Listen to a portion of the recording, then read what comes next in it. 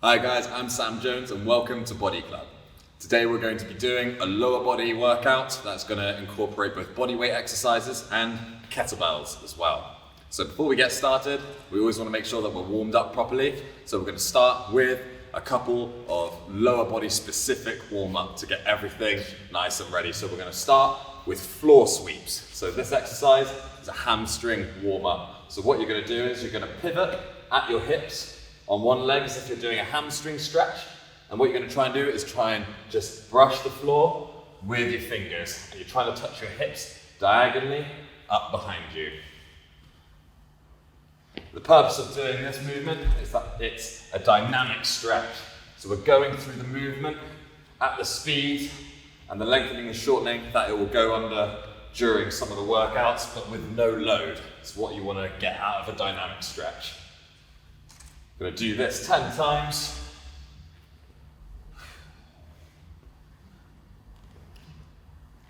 And 10. And now we're going to be doing open the gate and close the gate. So this is going to be working on mobilizing our hips. So we're going to start by opening the gate. So this consists of raising your knee up in front of you, out to the side, and then down. So we're going to be going this way, knee up to the front, out to the side, and down. And then swap legs. And you want to make sure that this is two separate movements, so you're not just bringing your leg up and around, you're bringing it up in front of you, out to the side, and then down.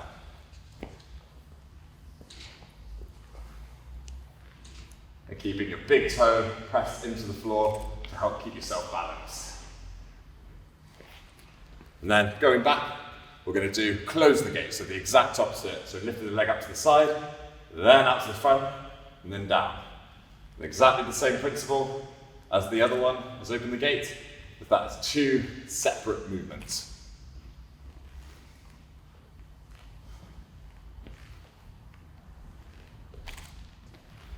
And then back, doing another close the gate. And then couple, open the gate. Excellent. And then finally, we're going to get our glutes firing properly by doing a glute bridge. So lying down on the mat, you can get your hands out nice and wide if you need a bit more balance. If not, you can have them on your hands or on your waist. You're going to get your feet shoulder width apart, feet, toes pointing slightly outwards or whatever's comfiest for you.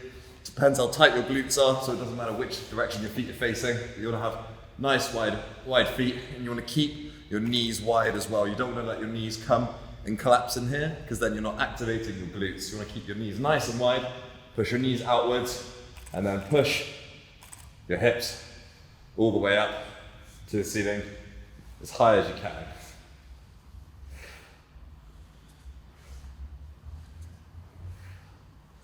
And so with each one, you're going to keep your upper back pressed on the floor, you're going to keep your lower back nice and arched, and then trying to drive your hips as high up towards the ceiling as you can. And not letting your knees collapse into the middle here, otherwise you're not getting that proper glute activation, keeping your knees nice, out and wide, facing in the same direction as your toes. 9. And 10. Right, now we move into the main section of our exercise, which is the main part of our workout. And the first exercise that we're going to be moving on to is called knees to feet. So this is a plyometric exercise. So we're going to be doing much fewer reps of this. It's only going to be 6 reps of this exercise. We are going to be doing 3 sets of it though. And the reason that this is more plyometric is because there's going to be a form of jumping, a form of release. So this means there's going to be more power that needs to be produced. So this will take a lot more energy out of you. So you may want a longer than a minute rest than this. That's up to you. You can pause the video if you'd like to take a bit of a longer one from this. But a lot of this exercise will be mental more than anything. So a knees to feet exercise, you're going to sit down on your knees and on your shins here. And what you want to do is you want to have your feet flat on the floor. And I'll explain the reason for this in a minute, because it allows your hips to go lower down to the floor from here. And what you're going to try and do is you're going to push your hips forward as hard as you can and push your knees into the ground. And you're going to try and do this fast enough to try and get some release off the floor. And then you're going to try and, after you've released, push your knees into the ground. You're going to try and then bring your knees up as fast as you can to then land on the mat. So let me demonstrate. Starting in this position, trying to get as much horizontal velocity of your hips as you can. Went a bit over on that one. Go for it again. If you want to as well, if you want to be more strict like that one was there, then you can keep it like that so you're using less momentum. But what I'll do from here is going to use a bit of momentum from my arms to help me aid myself to get up to my feet.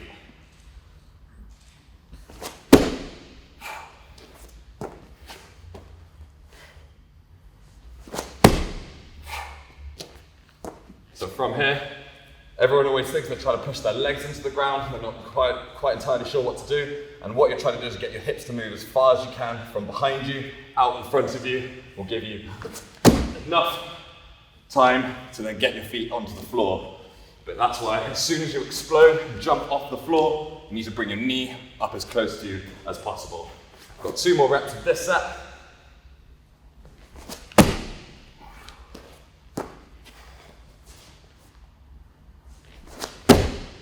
And 6.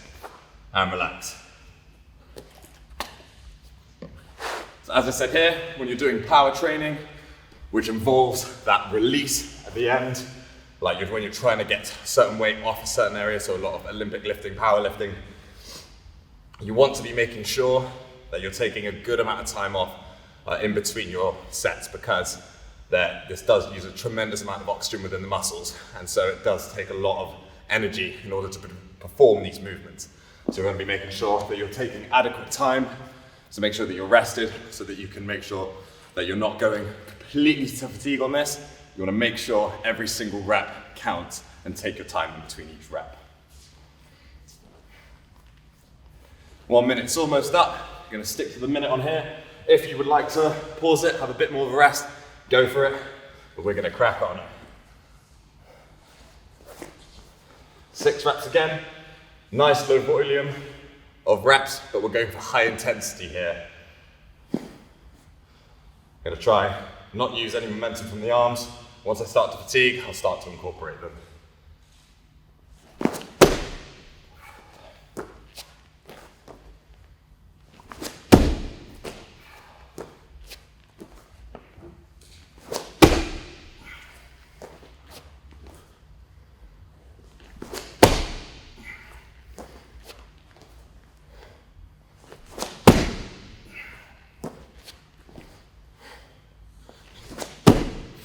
And 6.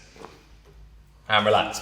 We've got 1 more set on there before we move on to our different exercises.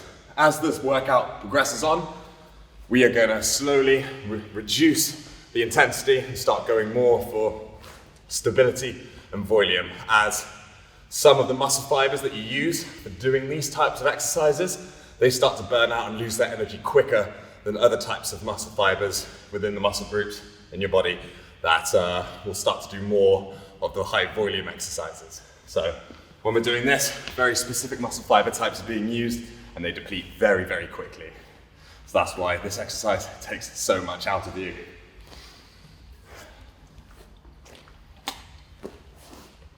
And it's very important that when you're trying to land on this exercise, that you're trying to land with your knees driving out. You don't want to try and let your knees collapse inwards to when you're landing. Because if your knee comes inwards here, it puts very awkward drive on not only your ankles here, but on your knees, because your body weight is going through your leg, driving out this way, and then weight's being put down your leg and it's being driven outwards over your foot. Causes a lot of people to let their feet roll over. So with this exercise, when you're landing, we always want to try and drive your knee out like we were with the glute bridges earlier. This will help keep your glutes engaged. It's also going to keep your hip, knee, and your ankle all in line. Moving on to our final set on here. This is when fatigue really starts to kick in. Again, not going to go for any momentum help here. Going to try and keep the arms nice and strict. Again, if you want to use your arms, feel free.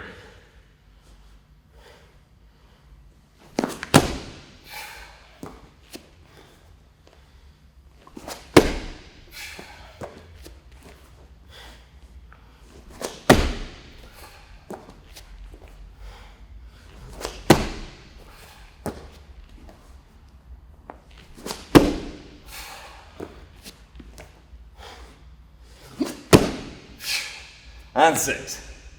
And we have our rest there. Right. Now we are moving on to some of our kettlebell exercises. So here we're going to be working on a kettlebell lunge, but we are going to throw some asymmetry in there as well by including a single arm kettlebell hold, but we're going to be passing in between every single rep.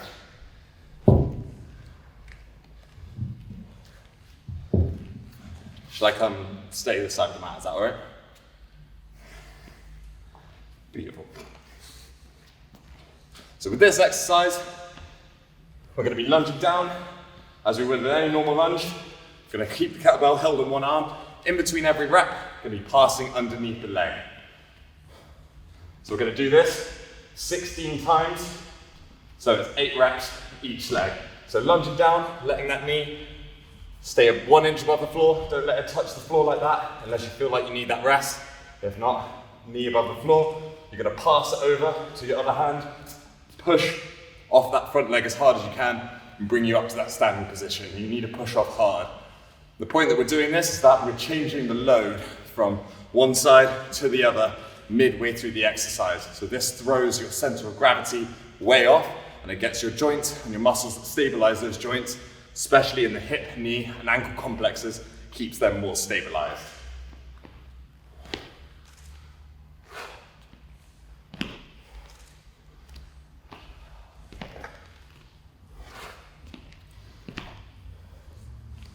And keep your chest nice and upright throughout the entire exercise, keeping your shoulders back and down and trusting that the kettlebell is down there and not behind your foot.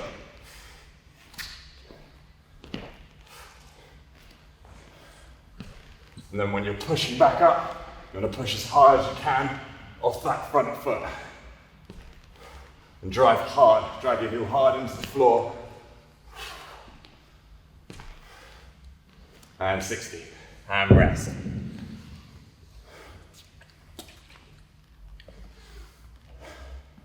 And you're going to be careful about your knee translating in, same with the last exercise when doing this as well.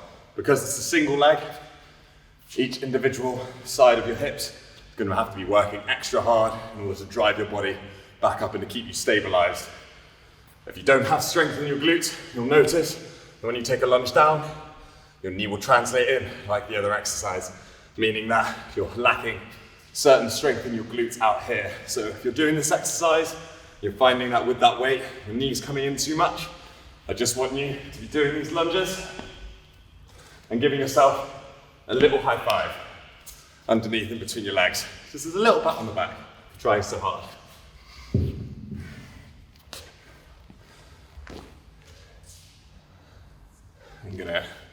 That's 1 minute up, and then we move on to the second set. We're doing that final set that we're going to be doing this exercise. 16 reps again, starting with the left hand this time. And again, not lunging too far forward, just far enough so that you can get a nice right angle in your leg. You don't want to step too far out so that your hips are stretched too much. You're going to take a little lunge down so that you have a right angle at both of your knees.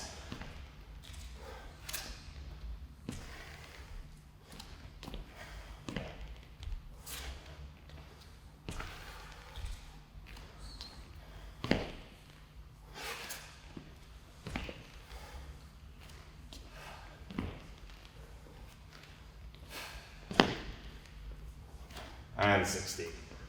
And we relax there. Next exercise that we go on to is going to be very similar to this because, well, the only similarity is that it uses a kettlebell. What we're actually going to be doing is going to be more isometric than anything else. So there's not going to be any lunging or anything like that. We're going to be stood in this position here. So it's kind of like a half squat position. Instead of full squat being at least 90 degree down, you're going to be, and then they're stood up, 0 degrees. You want to go even 45, sit into that position and sit into your hips. You want to make sure that you've got as much flex in your hips as possible and that you're getting them as low as possible for this exercise and not just bending your back. So with the figure eight exercise, we're going to hold that position here, and we're going to pass and make a figure eight in between our legs. And we're going to do this without trying to let our chest drop too much. We're going to try and stay as upright as possible. Squat down in position, and we're going to do 20 reps of this. So it's 20 passes of it changing hands. And with this, you want to engage your core. This is a heavy core exercise because your center of mass is being twisted and pulled in all sorts of directions. And with this exercise, you can see it puts tremendous strain on your knees as well because they're having a fight to go around to each side. And you want to make sure that your knees aren't collapsing in like this and that you're keeping them driven out. And 20. Take a minute rest there.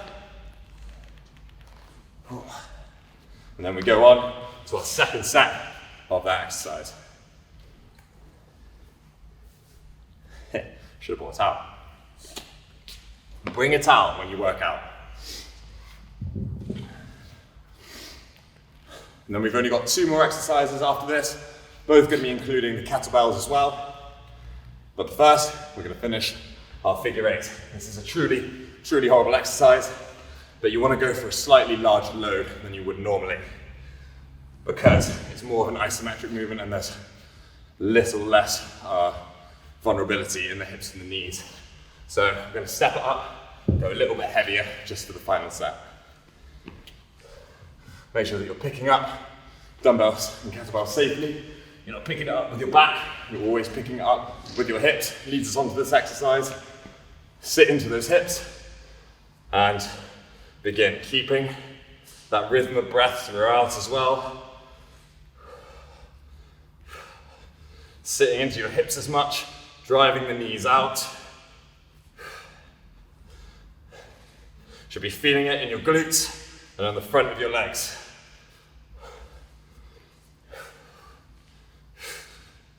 Keeping that breath in, keep that core engaged and keep the muscles refueled. 19 and 20. Right, now we move on to our second to last exercise. It's going to be goblet squats. So you might have seen people do goblet squats before, and they'll be holding a dumbbell underneath here. But what we're going to be doing is we're going to be holding it by kettlebell, but instead of holding it this way up, we're going to be holding it this way up. So what this does makes the weight center of mass, and therefore your center of mass, higher up. It then makes it more unstable underneath there. So you're having to stay under that weight all the time. So it puts ever so slight variations on a normal goblet squat and make it just a little bit harder, and that's what we're going for today. So we're only going to go for 8 reps because we're also making it extra hard. We're going to have a little pause at the bottom also. So holding a kettlebell under here, it doesn't have to be heavy. It can be whatever weight you kind of want to go for. Holding it, so you've got your thumbs up to the sky, keeping it just above your chest. Going down to the regular depth you can, so either 90 or below, as long as your hips aren't winking under. Pause, and then driving up.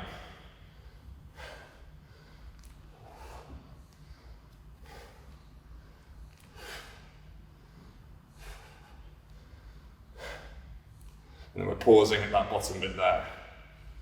Down, pause for a second, and then back up.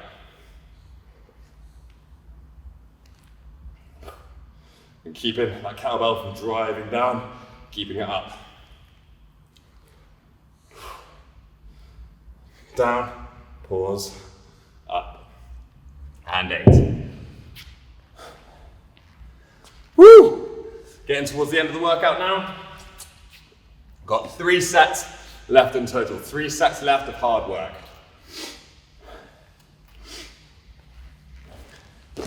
Hey, minute rest. Minute rest in between. Again, you can have longer, you can have shorter. The research will show you rest time doesn't matter a huge amount. It more depends on going whenever you feel ready and trying to go whenever you feel like you are ready to do the work instead of going by 60 seconds or as short as possible, going as soon as the set's over. Best time to go is whenever you feel ready. When you're doing more powerful stuff, heavier weight, you have longer rest periods, more high volume stuff, you do want to have those slightly shorter rest periods, but again, research will tell you it's best just to do whatever your body feels like you should do and listening to that intuitively. Speaking of, I feel ready. I'm going to go for the final set of this. Goblet squats.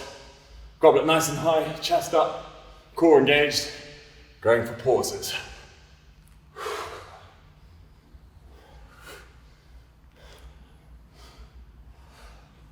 You're going to stop that kettlebell from dipping any lower at than eye level.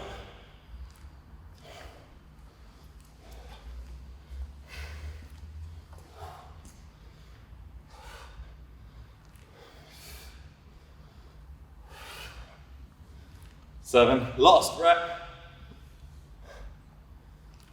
and 8.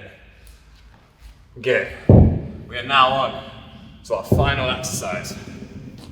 So this one is going to incorporate a bit of everything that we've done today. So it's going to make it extra hard. What we're going to be doing is called a running man walking lunge. So there's not going to be walking in one direction. We're going to stay put, stepping back and coming back again. So what we'll be doing is going to be holding the kettlebell up in one arm, and we're going to be doing just the left leg to start off with. We're going to do 6 reps on one side and then 6 reps on the other side, 12 reps overall, there's 6 each leg. So we do 6 reps with it up on the right shoulder, and then we swap over afterwards. So we start down in this lunge position here, taking the knee. And what we're going to do is we're going to drive with this left leg, and then we're going to drive this knee up, and then back down, and then repeat. And you'll try and drive that knee as high as you can, without falling over. If you find yourself toppling over, dig your big toe into the ground. It'll help you stabilize yourself. And that's 8. Swap over to the other side. So not 8, do 6. 6 more reps. This time we start on the right leg, left knee down, and then drive up.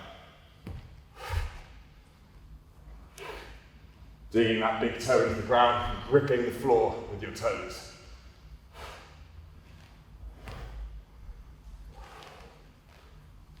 Ooh.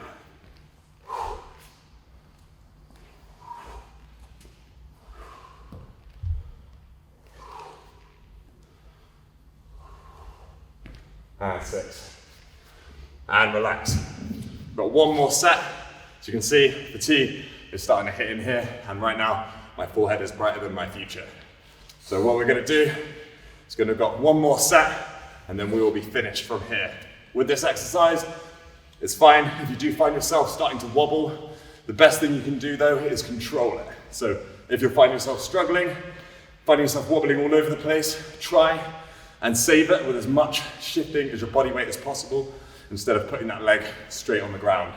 So then you're going to be working more of the stabilizing muscles around the legs, on the leg that you're going to be using, instead of just immediately dropping to your other leg. We go for our final set now. Final 6 reps on each leg.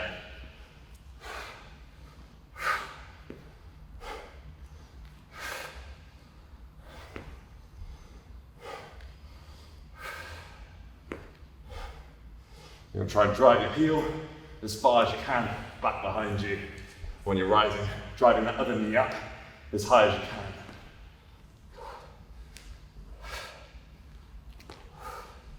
That's 6. Final 6 reps. Starting down on the knee, kettlebell up on the shoulder, and trying to focus more on making sure that the movement is perfect. Making sure that you're keeping that rhythm of breathing to help keep your muscles refueled.